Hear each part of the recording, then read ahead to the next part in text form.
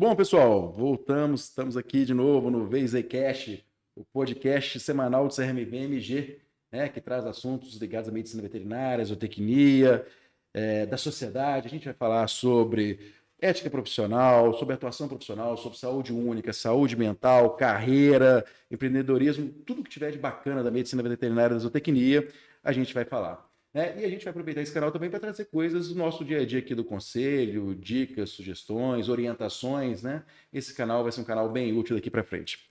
Hoje nós estamos aqui com um dos meus mentores na medicina veterinária, né? O professor Rubens deu o azar de me dar um estágio lá na escola. Era quinta-feiras à noite, professor, que eram seus dias lá na escola? Quinta-feiras, E aí é um dos grandes mentores, né? Lá na escola eu tenho dois mentores, o professor Renato Saqueto e o professor Rubens, que são, assim, o professor Rubens, na clínica, foi o professor que me ensinou a fazer clínica mesmo ali no dia a dia, e o professor Renato me ensinou a trabalhar que nem um doido, né? Trabalhar, ficar assim. E claro, é o meu pai no diagnóstico por imagem. Mas aí, professor Rubens, então, gente, o professor Rubens é um professor... Você não vai virar titular, não? Você é titular, né, professor? eu sou titular. Professor titular, né? Que aqui... Titular. Eu já tenho tanto tempo de universidade, na verdade, né? O Bruno fica falando assim, foi mentor, mas na verdade, um dos meus mentores foi seu pai. Você começou lá no VET, né, professor? Não necessariamente. Eu tive uma clínica, né? Eu comecei tive minha clínica. Comecei não era o Vetter, não? Eu achava que o Vetter era sua clínica. Não, eu sou mais antigo ainda. Eu pareço novo, mas nem tanto. Quando eu montei minha clínica, em 1980, e aí eu tinha as minhas dúvidas, eu tirava com quem? Que era o Miranda e o Manfredo, que tinha aquela clínica ali na Timbiras, que nem ali. Eu ia demais lá. Nossa, me ajudaram muito. E aí eu fiquei 10 anos com clínica. Quando eu fiz aí, apareceu um concurso para a universidade, fiz concurso, entrei como veterinário e era o veterinário do hospital. Depois eu fui fazendo mestrado, doutorado, enfim. E hoje eu sou professor titular, mas eu estou na universidade, se eu contar, eu entrei na universidade o quê? Em 78. Antes de formar, eu já era funcionário da universidade. Que legal, professor. Professor titular, para quem não sabe, é o auge da carreira, né, professor? Sim. Eu acho que assim, é bom e é ruim, porque quando você chega para professor titular, a gente fica assim, eu não consigo subir mais. Você tem o auge da carreira, aí você faz o quê? Bom, eu tenho que manter pelo menos aquilo que eu conquistei, né? E eu, graças a Deus, eu tenho um nome legal. Eu tenho uma lembrança muito legal que um dia estava o Guilherme Savassi, ele estava dando uma palestra aqui e eu vim assistir. Adoro assistir isso. Aí ele falou assim, nossa, que satisfação você estar aqui e tal. Ele falou assim, olha, esse aqui é o professor Rubens, umas lendas vivas. Eu falei, cara, ainda bem que é lenda viva, né? Então, graças a Deus, eu criei um nome, sabe? Tanto dentro como fora da universidade. Isso é legal. Demais. Isso demais. É bom demais. E o mais legal, né, professor? Por isso que eu sou um dos meus mestres, porque você está aí estudando o tempo todo, você não para, né? Montou Sim. Agora, assim. A gente tem dois assuntos para conversar. Hoje a gente vai falar de vacina, mas a gente vai conversar também depois de transfusão, né? Saiu agora. Eu sei que tinha muito tempo que você estava correndo atrás de um setor de transfusão, né? De hematologia lá da escola, né?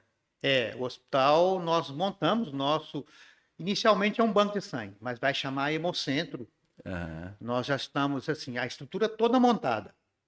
Está toda montadinha. Já tem lá a parte de fazer os hemocomponentes, tudo perfeito. Falta agora a gente só organizar os doadores, divulgar o serviço. Mas muito legal, assim, quando você for na escola, eu vou te levar para te apresentar o nosso Hemocentro lá. Muito legal. Está onde lá? Está lá em cima, no hospital? Não, está lá embaixo. O laboratório de patologia clínica, né? Do lado. Sei, aquele laboratório de aulas práticas que tinha ali do lado? Tem o de aulas práticas, do lado de aulas práticas. Ali, antigamente, no seu tempo, era um almoxarifado. Tá. Hoje virou o nosso banco de sangue. Muito legal, assim. Legal. Tem uma área de separação dos componentes e tem uma área de coleta. Que legal, professor. Então, hoje tem lá, isso nós montamos com a professora Fabíola lá, nós montamos o Hemopets, que é um serviço de divulgação. Isso aí, mais para frente, nós vamos falar disso, mas é um serviço de divulgação de hemocentros. Então, assim, você quer saber onde tem uma bolsa, aí você entra em contato com o Hemopet, você te fala, ó, na clínica tal, tem bolsa tal. Que legal. E aí são serviços que a gente tá em andamento. Tipo um monitor, né? De É. bolsa. Não, assim, tá e não tá. Ele está em Uhum. atividade certa. A gente está desenvolvendo lá o banco de sangue nosso, mas ainda não, assim, não divulgamos porque nós não temos condição de fazer isso ainda. Mas Não, esse ano vai sair. Sempre Esse legal. Hemopet. Legal. Mas é outro assunto para a gente conversar é de vacina, pessoal, porque é um negócio, assim, eu vou falar alguma coisa assim que talvez soe mal, assim, mas eu tenho visto aí situações do pessoal fazendo alguns protocolos, algumas coisas de vacina, que às vezes eu fico com dúvida se o que eu estudei estava muito errado, né? Porque às vezes eu vejo algumas coisas, falei assim, não, vamos chamar o professor Rubens para conversar, para dar uma elucidada para a gente, porque a vacina, né, ainda mais depois da pandemia, né, onde as vacinas perderam um pouco de credibilidade, a gente tem aí um cenário desafiador. Eu lembro que na medicina veterinária a gente sempre trabalhou muito com a prevenção, é muito melhor até que na medicina, né? Era um grande motivo de orgulho nosso, né? E aí, o que você tem visto em relação à vacinação? Pessoal, isso é uma coisa importante, eu queria que você conversasse um pouquinho para a gente, assim. A importância da vacinação não é só aplicar aquele produto vacina, né? Tem todo um por trás ali que é importante, tem que ter uma valorização disso, né? O negócio, Bruno, é o seguinte: a vacina, eu sou do tempo que as vacinas eram bem menos. Como é que fala? Eram menos vacinas no mesmo frasco. Então, eu tinha, na minha época, quando eu formei, a gente tinha a vacina, a gente chamava de vacina tríplice. Acho que você não chegou a pegar isso, talvez seu pai sim. E a vacina tríplice era exatamente essas vacinas que são hoje, que a gente fala assim, vacinas essenciais e não essenciais. E a gente tinha isso. Claro que ao longo do tempo, o que foi acontecendo? Foram aparecendo mais antígenos, os antígenos foram agregando para facilitar a vida do tutor e também a vida do veterinário, eles foram acoplando. Hoje você tem uma vacina chamada V10, que tem, né, 10 antígenos diferentes ali. Mas o que houve com a vacinação ultimamente? A mesma coisa que aconteceu com a medicina humana. Hoje tem pessoas que contestam vacinas. E as pessoas contestam as vacinas porque hoje a gente tem mais os chamados de influencers, né? As pessoas que têm blog, e elas propagam algumas informações. Por exemplo, você vai levar o seu cão na clínica para vacinar, e se ele pegar uma doença lá na sala de espera? Você vai levar seu gato que nunca saiu de casa, você vai levar lá, por quê? Se o meu gato não sai de casa, por que eu preciso vacinar? E aí foi propagando isso. E hoje eu vi uma coisa no WhatsApp muito interessante. Falei assim, o que o celular fez? Ele simplesmente foi matando um punhado de coisas na vida. Então a rede social hoje, assim, você fala assim, a vacina faz mal. E aquilo vai. Então mudou muito isso. Nós estamos tentando resgatar. Agora, o resgate não é fácil, porque, como a gente vê na própria medicina humana, ou até entre os colegas, só para você ter um exemplo, tem colegas que não se vacinaram vacina contra a Covid, não é porque acredita na não vacina, ele acredita numa opinião de alguém que falou assim, não se vacina. E ele não se vacinou. E falou assim, não vacino porque eu não acredito. E a veterinária foi muito nisso. E nossas vacinas são muito eficientes, né? Falando de PET, assim, né? Sinomose e parvovirose, elas são extremamente eficientes, né? Sim, sim. O que acontece, na verdade, quando eu tem uma disciplina de prática hospitalar na escola, e nós fomos visitar uma época, uma empresa de fabricação de vacina nacional. E aí eu comecei a ver, a gente tinha aquela coisa de vacina nacional. E aí eu vi a estrutura de uma indústria de fabricação de vacinas fantástica, coisa de primeiro mundo. Falei, cara, esse trem é fantástico. E aí você vai vendo assim, criou-se aquela velha propaganda que tudo que é importado é melhor, e aí ficou. Mas o que eu vi nessa época, que nós vamos até discutir isso mais para frente, mas o que eu vi na época? As pessoas que trabalham com as vacinas, né? Nós vamos falar mais para frente sobre vacina ética e não ética, são as pessoas que ganham dinheiro. Uhum. O que me fala assim, olha, esses representantes que vendem a vacina nacional ou que vendem uma vacina que não tem que passar pela mão do veterinário, eles têm muito mais poder aquisitivo do que aquelas pessoas que vendem as vacinas éticas. Isso é Uhum. interessante demais. Por quê? Porque são vacinas que você vende em qualquer lugar. Então você vende em grande quantidade.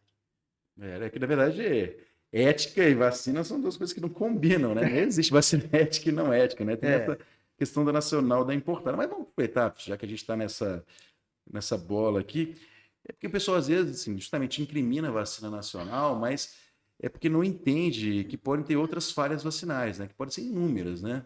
Sim, sim. O que a gente vê? Você tem a produção de vacina, você tem uma produção de vacina que é muito bem feita. Nossa, a estrutura é de primeiro mundo.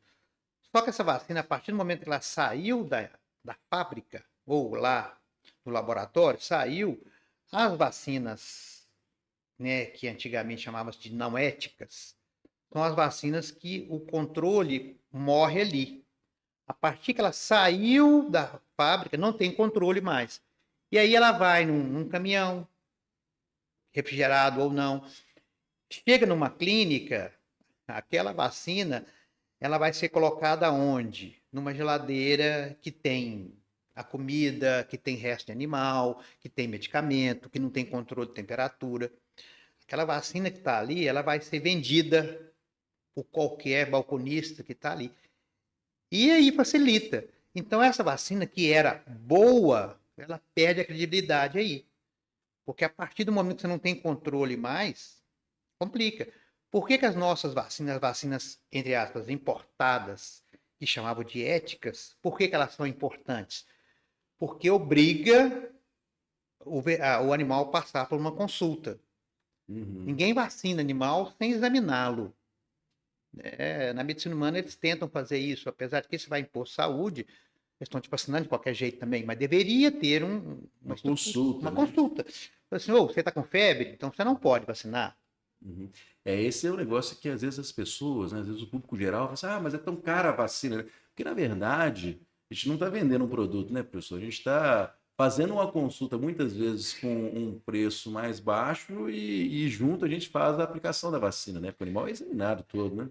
O que acontece muitas vezes, assim, as pessoas nos veem como mercantilistas, por quê? A pessoa vai sei lá, uma casa de ração, ou uma loja agropecuária e fala assim, eu quero uma vacina. Então ele compra a vacina lá, sei lá, R$ 10, R$ 15, ele coloca aquilo no gelo e leva. E vacina o seu animal de qualquer jeito. Aí ele vai numa clínica e fala assim, olha, eu quero aplicar uma vacina. Não, a vacina, ela custa, sei lá, 5 vezes mais. Nossa, essa pessoa quer ganhar dinheiro em cima de mim. Só que ela não entende que todo aquele processo é uma garantia que aquilo vai funcionar, que aquilo está isento de outros problemas. Claro, as pessoas falam, mas eu vacinei meus animais a vida inteira comprando vacina e nunca tiveram nada. O dia que eu fui na clínica, vacinei, paguei um absurdo, o meu animal dá um tempo morreu de sinomose. Uhum. Como é que você explica isso? Você explica, mas a pessoa não entende. Porque o leigo, ele não entende isso. Então, o nosso objetivo com a vacinação, e hoje tem se estudado muito mais, é que as pessoas tenham um controle daquele animal que ele vai vacinar. É. Professor, e tem receita de bolo para vacina, assim? A gente pode seguir sempre o mesmo protocolo? O que você diz aí, pessoal, que tá nos acompanhando aí? Não, você tem que individualizar o seu paciente. Existe um protocolo que os laboratórios eles colocam na bula. Tem um protocolo de bula. Então, todo animal ele só deve tomar vacina a partir da sexta, oitava semana e terminar com a 16ª. Esse é um protocolo. Só que protocolo é envolvido em assim, como que aquele animal teve a vida dele. Como que a mãe desse filhote, como que ela era? Ela era vacinada, não era? Esse animal tem acesso à rua? Não tem? Esse animal já teve alguma doença debilitante ou não? Que tipo de alimentação esse animal usa? O que o tutor cuida desse animal? Aí você individualiza o seu animal. Por exemplo, meu animal é um animal que nunca vai sair de casa. Eu tenho um shih tzuzinho pequenininho, que não vai sair de casa, vai ficar ali. Este tem um protocolo X. O desafio é muito menor, né? Você não tem nem desafio. É. Você pega um animal que vive na rua. Com os gatos existem isso. Né? É. Aí você fala assim, ó, como que eu vou fazer esse tratamento? Por isso que tem que passar pelo veterinário. Porque se você for naquele protocolo de laboratório, todo mundo fazia a mesma coisa. Isso funciona para vacina, para antibióticos, para quimioterápicos, para tudo. Por isso que existe o médico. E isso que a gente tem que fazer, tem que insistir nisso. E essas aulas, né, professor? Essa é a minha primeira aula de clínica, quando eu vou dar aula de clínica. Fala desses cuidados iniciais, a vacinação, né? É um ponto básico da clínica, né, professor? A gente tem que entender por que faz essa vacinação nesse período ali, se vai ser na 8ª semana, na 6ª semana, um intervalo entre doses, né? E passa muito além de quando começar, assim, você vem vacinar o animal com 6 semanas e o que o tutor tem que entender? Tá, esse animal ele pode vacinar de 6 a 8 semanas, que a gente chama de janela imunológica. Aí você fala assim, tá, este animal está tomando a primeira dose de vacina. Por que ele toma 3 ou 4 doses? Porque a gente não sabe quando é que essa vacina vai ter efeito. Então, você aplica a primeira dose com 8 semanas, que a gente preconiza isso. Com 8 semanas, ele ainda tem anticorpo materno. Então, essa vacina foi bloqueada ali. Aí você aplica daqui 21 dias, né, de 15 a 21 dias, que seria o ideal. Nossa, ainda tem anticorpo ali. Quando é que esse animal está isento? Então, o Astava fez um planejamento, assim, estudos com vários animais, mostrando que os animais podem ter até a 16ª semana anticorpos ainda. Então, assim, o ideal era vacinar, se você pudesse pôr o animal numa bolha, você colocaria, ele fazia a primeira dose na 16ª semana. Não pode, porque você não sabe quando é. Esse é o grande gargalo que a gente tem e que o tutor não entende. Porque você fala assim, nossa, eu estou dando uma vacina, ele tomou uma vacina, essa vacina protegeu ou não? Eu falei, não sei. Daí 21 dias você aplica outra dose. Protegeu ou não? A gente fala muito assim, olha, você só pode sair com seu animal a partir da 16ª semana. Aí as pessoas falam com você, mas e a socialização do animal? Uai, você tem que correr um risco. Então, hoje existem treinamentos para socializar o animal até no seu ambiente. Esse é um negócio muito legal, né, professor? E também que é uma coisa que a gente não falava antigamente e que tem essa dúvida mesmo, né? Assim, mas eu tenho que conviver com os outros animais, tenho que conviver com gato, com cachorro, tenho que conviver com gato, tenho que conviver com criança, né? Sim. Buscar isso é uma coisa nova, né? Pois é, a gente não preocupava muito com isso, assim, né, tempos atrás, porque isso não estava difundido. Eu lembro, quando nós fundamos a Anclivepa, e quem veio dar a primeira palestra sobre isso foi a Mitica, né, pessoa que eu admiro. E ela já falava de vacina, ela falava assim, olha, o ideal era você vacinar quase 15 dias. Para você ir, assim, você vacina, titula, isso fica muito caro. Isso não tem como fazer. Então, a gente pensou em fazer uma média, que é o protocolo vacinal. Mas eu posso vacinar um animal com 4 semanas? Depende. Pode, se você tiver uma vacina só específica, uma vacina só para parvo ou só para sinomose, com 4 semanas, não é o ideal. Mas o meu animal, ele está clinicamente bem, mas ele não tem anticorpo, ele mamou o colosso, como é que eu sei que não?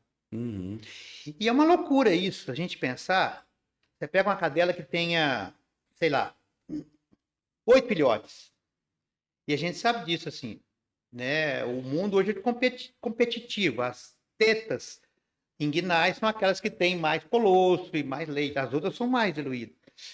Naquela fita de principal, eles vão mamar mais. Os mais fortes ficam ali e vão ocupando espaço dos outros. E os outros mamam menos. Então, a imunidade, ela é para todo mundo?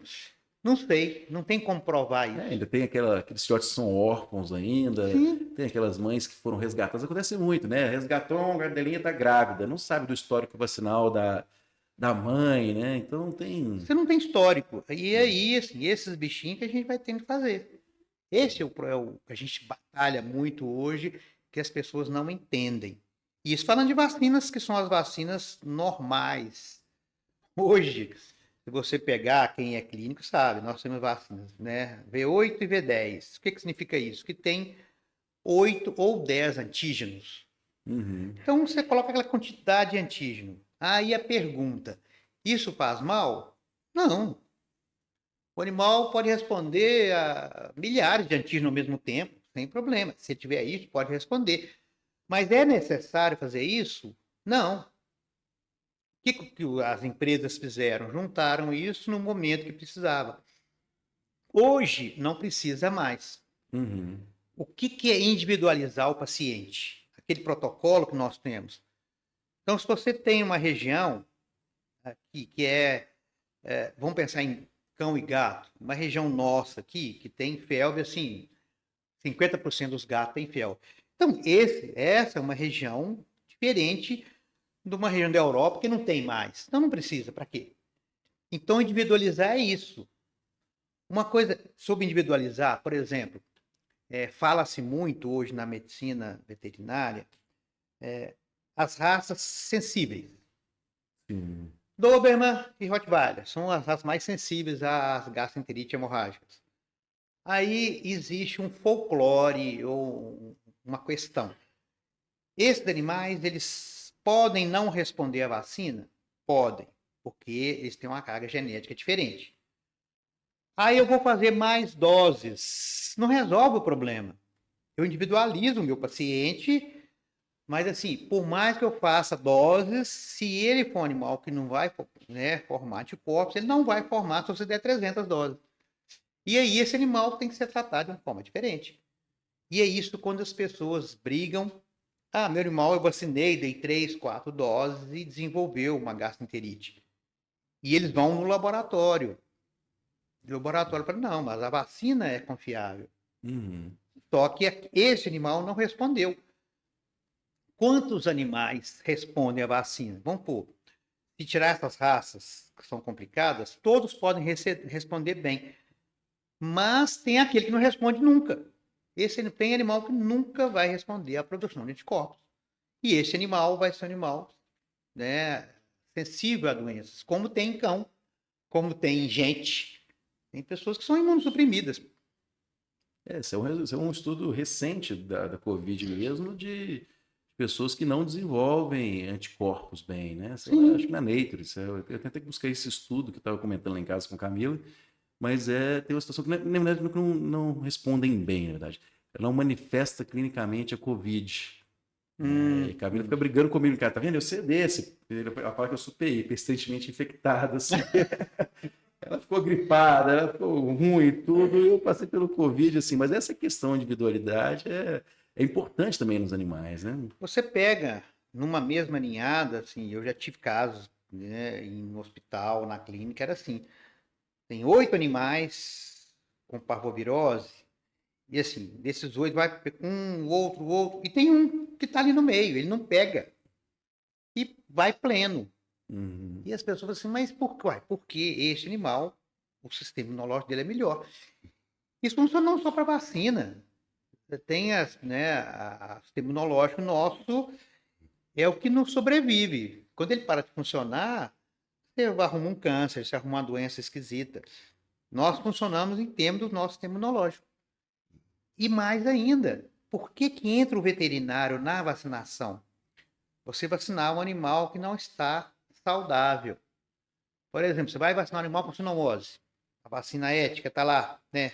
Lá eu com a vacina ética de novo. Você vai vacinar o animal está com estado febril. Ele não vai responder, porque aquela temperatura alta vai atrapalhar a resposta dessa vacina de sinomose.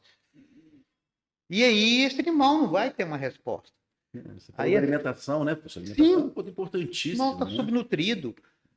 Campanha, né? Essas campanhas de vacinação que a gente já fez parte como aluno, Uhum, a gente via, a gente vacina tudo. Tudo que uhum. chega a gente vacina, mas é diferente do animal que vai numa clínica. Aquilo ali é campanha, né? É, e na campanha, e é até outro assunto que eu ia tocar aqui, tem essa questão da raiva, né? A raiva é uma doença extremamente importante, né? Que, interessante, depois de muitos anos, mais de 25 anos, se não me engano, sem caso de raiva aqui em Belo Horizonte, nós tivemos 2 casos de gatos ano passado com É, raiva, né? E recentemente tivemos um morcego também, uma notificação de morcego aqui na área médica também, na área hospitalar, na verdade, ali, né? Na região ali da Escola de Medicina, com raiva também, né? pois é. É outro problema que a gente tem. Eu lá na minha casa, eu tenho lá um foco de morcego, eu tive lá na CCZ, lá, conversando com a Érica lá, para tentar assim, o que que a gente pode ver para controlar isso. Vira e mexe, minhas gatas lá pegam morcego. Uhum. E elas falam assim, ó, se você pega um morcego é porque ele tá doente, porque o morcego não é fácil. Mas minha gata, ela é meio doida, ela dá aqueles voos, pega os morcegos no ar. Mas o que que é complicado isso? A vacinação de raiva, se você pegar o protocolo lá do Assava, deveria ser revacinado de 3 em 3 anos.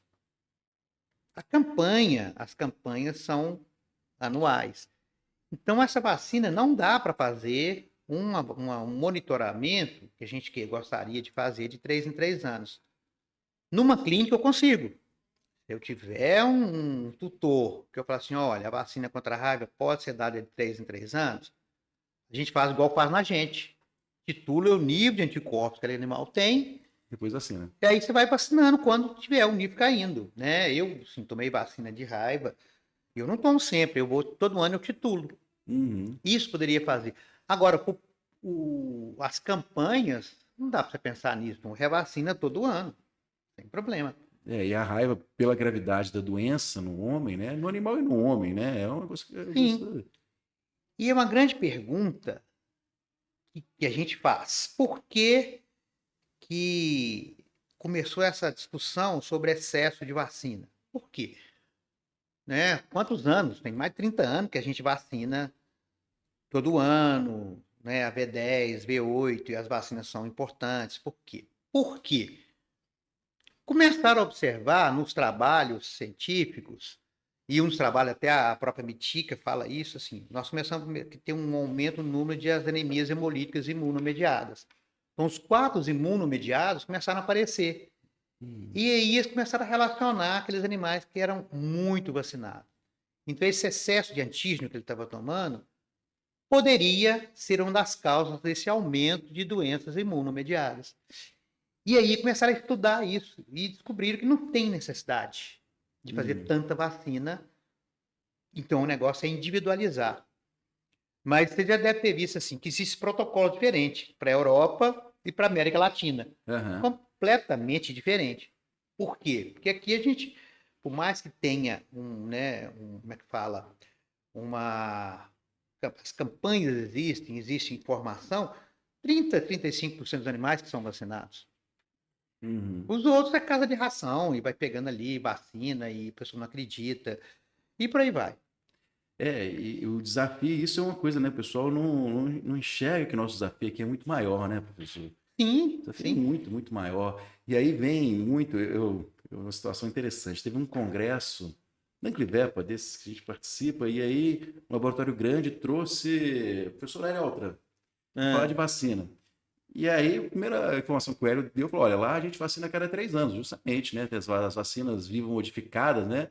O período de imunidade delas é muito maior e tudo. Falou, ó, e assim, você viu um desconforto ali no pessoal do laboratório. Trouxeram, acho que eles não tinham combinado com os russos, né? Que aí esse cara falou, ó, vacina lá a cada 3 anos. Mas aí, por outro lado, tem um ponto interessante, né? Tem essa questão aí do excesso de antígenos que precisa ser mais estudada. Mas aquela ida anual é um momento importante do check-up, né, professor? Que a gente tem. Mas pena que são só 30% dos animais, né? pois é, o problema, meu tempo de clínico, né, antes de ficar idoso, o que que a gente fazia? Na clínica, a gente fazia assim, quando que é o aniversário do seu cão? Ah, o aniversário do meu cão vai ser em setembro. Então, no mês de setembro, ele vai na clínica para fazer uma consulta e revacinação. Isso era uma prática que a gente tinha. E hoje isso caiu por terra. Hoje a gente quer que o animal vá para fazer um check-up mesmo, dê uma olhada, olhar dente, olhar se tem algum quadro de pele, alguma coisa nesse sentido. Mas não revacinar. Mas a gente ligava. O que o animal vai ganhar? A gente mandava isso para o cliente. O seu animal vai ganhar uma vacina de aniversário. Uma vacina, na verdade eram duas, né? Era a vacina óctupla e déctupla, ou tanto faz, e raiva. Então você, todo ano, você ganha aquilo de aniversário. E era um jargão que a gente fazia isso, fiz isso, seu pai deve ter feito isso. Sim, tinha uma agenda lá na clínica. Era. Hoje em dia, assim, ligava para o cliente, olha, o aniversário do seu animalzinho, vem vacinar. Hoje, perdeu-se um pouco isso. Assim. Não que perdeu-se, porque essa coisa de revacinar muito está muito em discussão. E aí eu levanto uma coisa que eu falo muito com os alunos lá. Primeira aula que eu dou, igual você fala, a primeira aula que eu dou é sobre vacinação. E aí eu falo, gente, tem protocolos, né? E você tem um protocolo que é mundial. Então, vacinas essenciais para cão, sinomose, hepatite, parvovirose. Essas são essenciais. As outras são penduricalhos. Qual região que você vive? Você vive numa área que alaga constantemente? Vive numa fazenda? Tem roedores? Isso muda. Individualiza o paciente. Aí você chega na clínica e fala assim, não, o veterinário, eu falo para o meu cliente, olha, você vai fazer só essa vacina essencial, que as outras não têm necessidade. 2 pontos. Um, que não existe essas vacinas separadas. Tinha um laboratório que tinha leptospirose, já não tem mais, então você não consegue vacinar. Mas você fala o seguinte, vamos vacinar só essa, ou vamos vacinar de 3 em 3 anos. E aí, neste espaço de tempo, um animal adoece. Pega uma gastrite hemorrágica, uma coisa assim. E aí a pessoa pega a bula da vacina e fala que a empresa manda vacinar todo ano. E você não seguiu o protocolo. Isso cabe um processo. Sim, isso é um negócio... Cabe um processo que eu falo muito com os meus alunos. Gente, vocês vão ser veterinário. Tudo que vocês forem fazer, então você fala com o cliente. Olha, eu estou te propondo isso, isso, isso, isso e isso. Você aceita? Então você vai assinar aqui que você está de acordo com essa mudança de protocolo. E vai. Outra coisa que eu faço muito com meus clientes lá, eu falo assim, olha, ao invés de vacinar, vamos fazer uma dosagem de anticorpos para ver se o animal precisa de vacinar? Você está de acordo? Então você assina aqui. Porque a pessoa, se o animal adoecer, desenvolver, pegar uma sinomose nesse espaço de tempo que é possível, ela vai te processar. Olha, o laboratório não manda fazer. E isso eu falo, gente, toma muito cuidado. Não mude isso sem o sem estudar muito, né? Sem consentimento do tutor. Né? Tinha um consentimento livre, esclarecido. Olha, ele foi esclarecido que eu poderia fazer isso e ele concordou. A chance disso acontecer existe.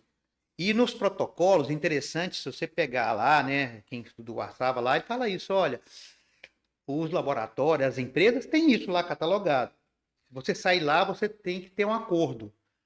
Porque eu estava até conversando com algumas colegas, ex-alunas que trabalham como representantes, elas falam assim, isso já foi estudado pelas empresas, mas você não consegue mudar isso do dia para a noite. E financeiramente não compensa. Que é uma mudança. O mercado americano tem as doses separadas, mas vir isso para cá é difícil. Um mercado que está consolidado. Eu vi recentemente, não tem mais um pouco mais de um ano, né? Que já tem no mercado a vacina sextupla, que antigamente tinha, né? Tinha. Porque tiraram a corona, tiraram acho que 2 sorotipos lá de leptospira, ficou a sextupla, assim. E na hora de vender isso, o pessoal acha que não é boa, mas é a vacina do laboratório, bacana, é uma vacina importada e tudo, com a mesma eficiência, mas aí tem essa questão comercial que o pessoal fica, né, professor? Sim, eu já não sei se você chegou a pegar a vacina sextupla, que tinha, né? Que depois virou óctupla, virou déctupla, e assim vai. Mas qual é o problema, né, disso, dessas vacinas? Hoje, as empresas vão colocando. Então, assim, eles põem 4 sorovários ali para falar assim, olha, essa vacina de leptospira. Que também é um engodo, porque, assim, qual que é o sorovar prevalente nessa região nossa? Tem que saber. Uhum. Então, tem que tomar aquela vacina, porque não tem essa imunidade cruzada. Então, essa proteção é uma proteção meio fictícia. Mas aí, Bruno, o que vai acontecer? Vai muito do marketing. E do marketing do veterinário. Por exemplo, se você for numa clínica, hoje a clínica vai aplicar a vacina, além da déctupla, vai aplicar aquela vacina intranasal, vai aplicar a vacina de giardia, que já está comprovadamente falando que não funciona. Mas não existe uma contraindicação. E, assim, é uma fonte de renda, assim, o veterinário, às vezes, ele aplica é um trocado a mais que eu ganho de vacina. E tem um negócio que é cultural, professor. Eu sempre dou um exemplo, que eu lembro das suas aulas, assim. Eu lembro que meu pai também, assim. Então, quando eu estava estudando clínica lá, só tinha Baitril e Flotril. Então, era Baitril e Flotril para tudo, né? E eles tinham, era da Bayer, né, o Baitril, então, e outra era da Schering, né? Sim. Então, vinham, assim, os representantes estavam sempre presentes e tudo, então a gente não conhecia outros antibióticos na veterinária, né? Eu lembro que depois de muito tempo que eu sei, não é possível que tudo é Baitril e Flotril, né? Eu sou de um tempo, né? eu sou de um tempo que não existia medicamento veterinário, né? Que é o tempo do seu pai também. Os representantes todos eram humanos, de medicina humana, que via na minha clínica, levava os produtos. Mas uma coisa que foi ficando, que a gente ficava assim, como que eu vou liberar um produto? Como que eu vou receitar um produto ou fazer uma vacina?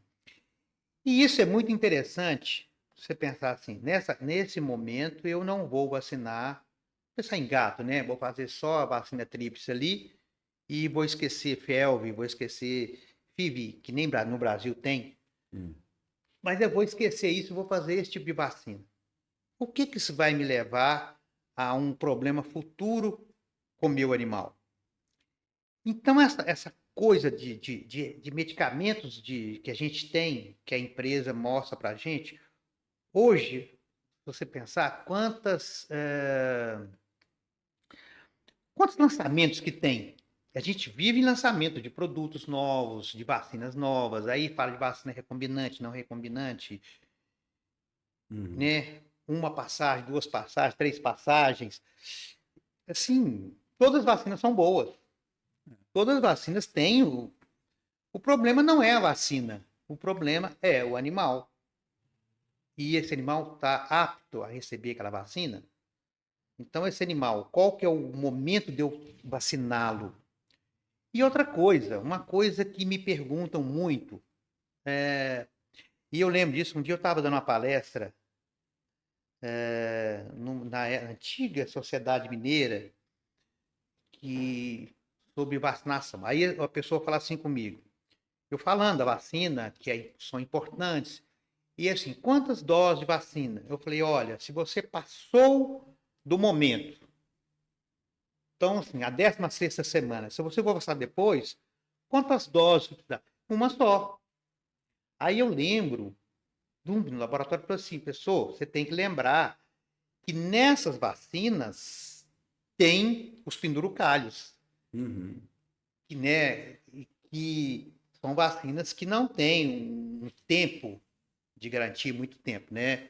São ali aquela... Esqueci o termo, que quando tem uma vacina para leptospira. E aí você teria que dar 2 doses por causa dessa vacina. Das bacterinas. Bacterinas, é o termo. Não tem uma bacterina, então você teria que dar 2 doses. Então você dá uma dose, a vacina essencial, e teria uma outra dose. Só que nós não temos essas vacinas mais. Não tem. Aí você acaba tendo que dar uma outra dose, jogando um antígeno ali, né, de parvo, sinomose, hepatite, por causa da bacterina. E por causa da parainfluenza. E esse é um ponto importante, né, professor? Que a gente está vendo aí algumas campanhas aí de erradicação de sinomose, parvovirose com uma dose de vacina, né? E essa preocupação é muito assim, funciona uma dose de vacina? Funciona para aquele cachorro que está no apartamento, que está ali bem cuidado. Mas quando tem num ambiente de desafio, um cachorro de abrigo, um cachorro de rua, o desafio é muito grande, a gente não sabe do histórico, né? Então é muito preocupante quando a gente vê Olha, essas promessas, né? aí eu vejo um ponto diferente. Se você der uma dose, é uma dose única, mas se for uma dose única com acima da 16ª semana, de boa, está na literatura. Isso não precisa de ter uma dose de reforço. Você pode vacinar aí daí 3 anos. Mas, se o animal é jovem, não, se ele vive dentro do apartamento, eu vou dar uma dose, essa dose que a gente dá pode simplesmente bloquear os anticorpos tudo que ele tem. E aí não vai fazer, né, bem nenhum. Então, essa nossa situação, quando eu vejo essas campanhas que a gente abomina, né? Uhum. Vamos fazer um controle, isso não mostra com uma dose. Como que o seu animal está sendo vacinado? Porque se você pegar essas campanhas, esses processos, todo mundo quer. Por quê? Porque é mais barato.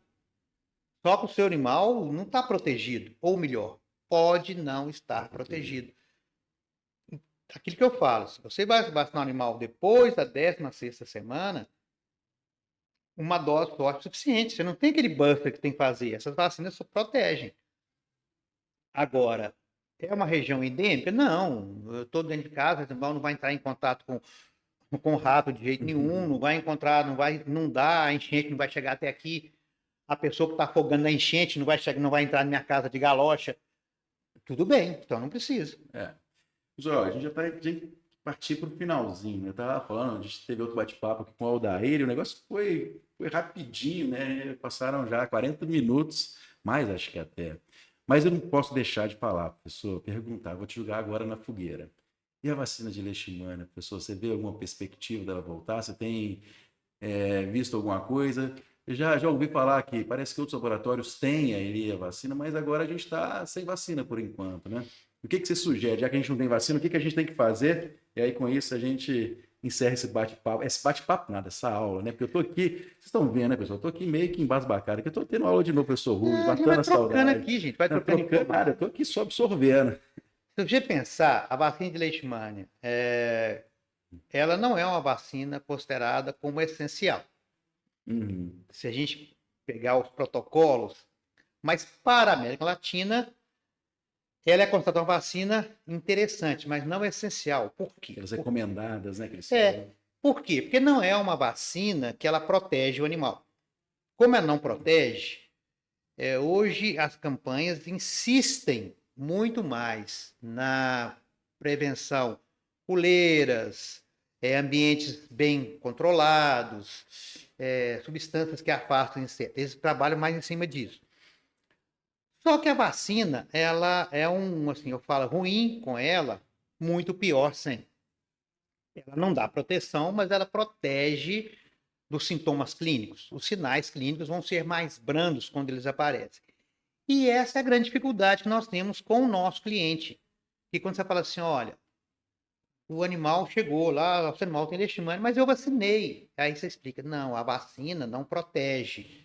Ela te dá uma condição clínica melhor. Eu acho que é uma vacina, eu diria, não recomendada, mas em algumas situações, sim. Uhum. Já que nós hoje podemos tratar. Uhum. E no protocolo da Brasileixe, tem lá a imunoterapia, que não é o mesmo protocolo lá da Brasileixe e a Leishvet. A Leishvet não preconiza a vacina como imunoterapia.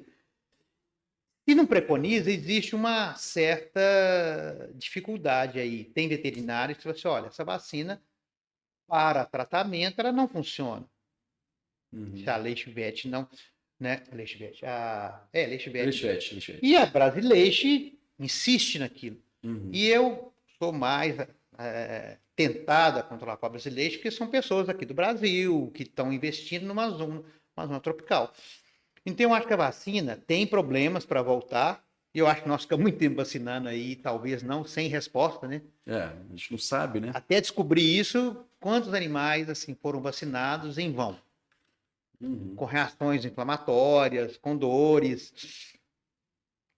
O laboratório não assume isso. Esse é um assunto polêmico, né? Mas a gente não podia deixar aqui sem É, polêmica, né? Porque tem duas coisas. Tem a responsabilidade do laboratório e tem a responsabilidade até dos órgãos de fiscalização, né? Porque quando o Ministério foi verificar realmente, e é um ponto que é importante, as vacinas de PET, elas não são fiscalizadas, elas são testadas pelo Ministério, né? sim. Elas são testadas por uma situação. Começou a ter muita reclamação, eles foram testar. E isso é uma coisa que talvez o Ministério tenha que rever também, né? Pois é, esse é o grande problema do Brasil, né? Assim, até as coisas caírem lá, a gente entra pelo canto. Pessoal, mas fantástico, ó. Voou, assim. Foi uma aula, eu tava com saudade das suas aulas. Apesar de todo mês, né, quando tem uns relatórios lá, né, eu continuo tendo as suas aulas. Mas muito obrigado, professor, assim, fantástico. A gente tem que marcar mais. Da transfusão, a gente já vai marcar a próxima vinda sua aqui para falar da transfusão. E aí é bom que a gente vai falar sobre esse aplicativo, esse sistema de onde estão as bolsas. Sim, é interessante, assim, quando for a gente marcar, eu gostaria de falar um pouco sobre esse sistema, né, que a gente montou lá. Na verdade, isso foi ideia da Fabiola, a professora Fabiola, e a gente está juntando isso, assim, separado do nosso banco de sangue. Tanto o nosso banco de sangue, ele vai fazer parte da informação do Hemopets. Mas é muito interessante, assim, vai ser uma informação que eu consigo saber que o Brasil inteiro, ó, lá no Amapá tem uma bolsa de gato. Que legal. Então é um negócio interessante. E eu gostaria de falar sobre o nosso banco de sangue, que tem quanto tempo que eu estou tentando montá-lo. E assim, é um desafio fantástico, porque assim, o que nós temos de sangue não bom sendo divulgado e sendo distribuído aí é seríssimo. E a gente precisa aprender a usar os hemoderivados e tudo. A gente não sabe assim, a gente precisa aprender e vai ser bom quando estiver pronto, você vai dar mais uma aula pra gente. Sim. Mas eu agradeço muito estar aqui. Nossa, assim, isso aqui é minha casa, né? Eu vim para cá e não saí mais. E estar aqui falando com você, né? Eu não lembro de você pequenininho, não, mas assim, nossa, seu pai... Eu tenho uma foto sua de 1982 da Nossa, posse da Anclivepa, no primeiro grupo da Anclivepa. Você está sentado num canto, Manfredo no outro, Pedrão, professor Júlio, meu pai, Vitor, Cacá, Casalberto. Ó, pra você ver, professor Israel. Professor Israel, tava lá. Essa turminha, pois é, nós, assim, queira ou não, foram os precursores aqui. E eu falo, gente, eu estou muito idoso, né? Eu não falo que eu estou velho, mas assim, eu sou um dos mais antigos. Eu formei em 79. Até nem tinha nascido. Não, tinha nascido não. É. Muita experiência.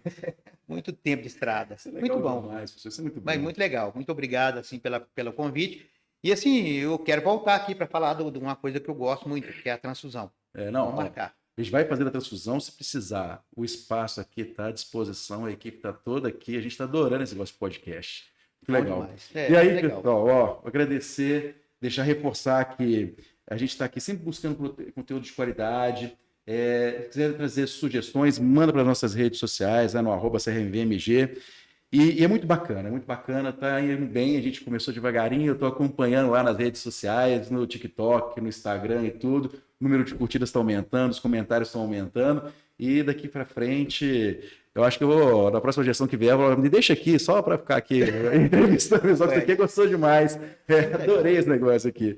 Pessoal, obrigadão. Então, pessoal, muito obrigado. Muito obrigado, gente. Muito prazer estar aqui.